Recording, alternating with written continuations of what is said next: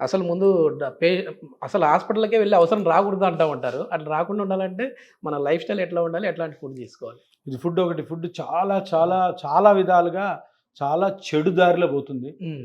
దీనంతటికి కారణం ఏంటంటే ఇంక అందరూ కారణమే దీనికి. యెస్. ఎక్కడెక్కడైతే ఫుడ్‌ని హ్మ్. ఓకే. కొత్త తరహాగా కొనుక్కొని తింటున్నారు. హ్మ్.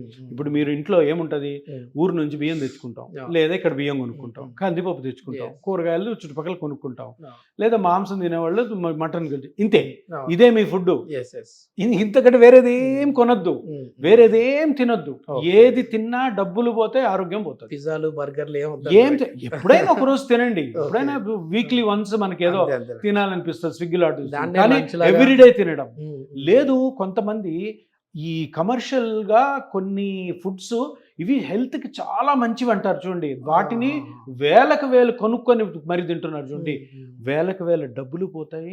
మీ ఆరోగ్యం చెడిపోతుంది. ఎందుకంటే Yes. అది తినడం తోటి మనం రొటీన్‌గా చిన్నప్పటి నుంచి తింటున్న ఏదైతే బాడీ అలవాటైన ఫుడ్ తినరు. సో న్యూట్రిషన్ కంప్లీట్‌గా లాస్ అవుతుంది.